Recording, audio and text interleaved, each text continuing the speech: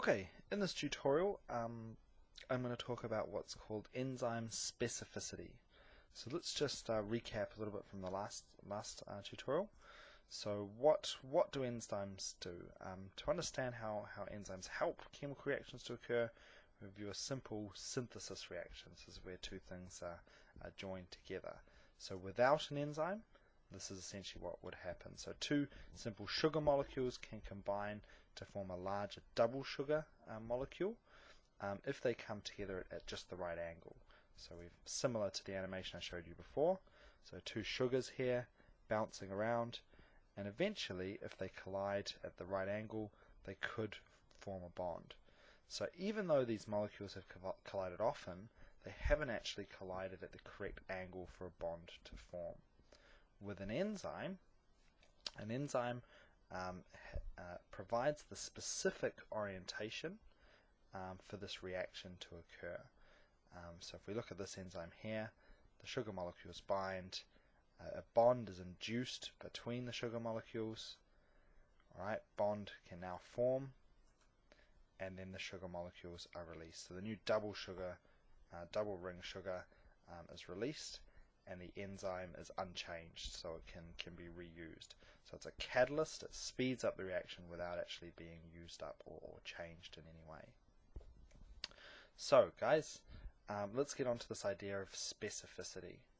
So we've got an enzyme here, and basically enzymes are specific to a certain type of reactant. And that reactant is called the enzyme substrate. So the thing an enzyme works on is called its substrate.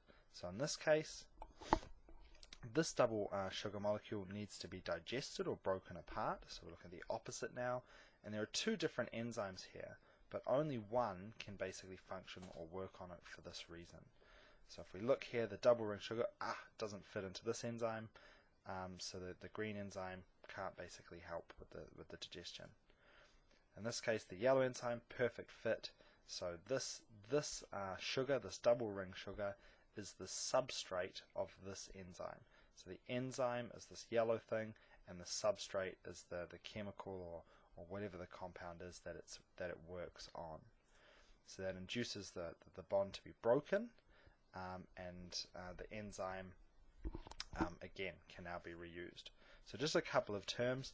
The enzyme is the yellow thing, the substrate is what it's working on, the blue stuff here, and this bit here is actually called the active site. The region where the substrate binds, the enzyme, is called the active site. So remember we said that enzymes are proteins, and proteins are made out of a long chain of amino acids that are folded up into a precise 3D kind of structure. And it's actually the properties of the R groups on each amino acid that determines how they fold up into that protein. They determine the specific shape of the protein. And it's the shape of the protein that determines what the active site can actually bind. So in this case, it's the sequence of amino acids, or the R groups on each of those amino acids, that determines how the protein folds up, and therefore what the active site of the protein can actually bind, determine what substrate it actually acts on. So this is how the shape of a protein really determines its function. And we looked at that the fact that proteins can denature or lose their shape, and if that happens, essentially they won't be able to function correctly. So the three important things here: this is the enzyme, its active site, and its substrate. Now enzymes are specific to a particular substrate because the substrate will fit the active site essentially almost perfectly. Alright, so here guys we can see in this case another reaction, two simple sugars that might need to be joined together, so a synthesis reaction, perfect fit for this enzyme. So these sugars here are the substrate of the green enzyme. They're being released. So the green enzyme helps to form a bond between the two substrate molecules. So one last point there, some enzymes essentially break things apart. So those are called catabolic enzymes, and some enzymes piece things together. They're called anabolic enzymes.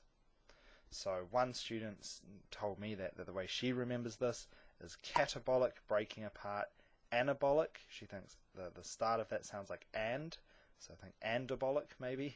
Anabolic, like and means to add two things together, join, so that's how she remembers it. Maybe that'll help. So catabolic enzymes, like the yellow one here, piecing things, catabolic, breaking apart, and anabolic, like the green one here, piecing things together. Cool, so an enzyme is specific to its substrate. Okay, so guys, enzymes are, as we said, proteins that serve as catalysts, and they speed up or slow down reactions but remain unchanged. So just wanted to look at this idea of specificity, and using another animation here that will just try and help make that clear. So an enzyme has an active site, and sometimes it also has a regulatory region, another region that can be used to kind of control the enzyme's activity. So the active site is where the enzyme substrate will bind. So an enzyme acts on a specific substrate. That's what I've been trying to say. So enzymes are specific. They have the specificity to a particular type of substrate. So you can see here this green substrate is the one that fits this enzyme. So the active site, the shape of the enzyme, determines what substrate it works on, determines the protein or the enzyme's function. So you can see here the induced fit model. So this is the idea that we actually have, we found out enzymes have quite a flexible structure or a flexible active site, and the substrate will fit perfectly into that active site, although technically actually the active site may need to be slightly more open to allow the substrate to actually enter, and once it enters it will actually induce a more complete fit. So the enzyme actually wraps around or slightly fills in maybe some of these grooves to really fit the substrate like a glove. So one more time. Alright, the fit is almost perfect, but once binding actually occurs, once the substrate binds to the enzyme, it induces an even better fit. Alright, so it really has to do with the shape of that active site, and this is called the induced fit model. And if you think about it, for something to fit perfectly like a glove, it has to be a little bit flexible to actually get on the hand. Or if the previous model for a substrate fitting an enzyme was called the lock and key model. And you can think about when you put a lock into a key, like an old-fashioned lock, the lock is slightly bigger to allow the key to enter it. But modern locks have a series of pins that kind of can actually pop up as you slide the key in, but then they pop back down into all the little grooves of the key. So the lock itself can actually kind of mold around or actually change shape slightly to fit that key perfectly. And that's really what's actually happening here. So we kind of go with we take this as a slightly more advanced or slightly more accurate model of how a substrate fits a protein. So the substrate enters the active site, which already has a complementary shape or geometry, and then the enzyme actually wraps itself around or changes shape very slightly to even better accommodate the substrate, and you really get that perfect fit there.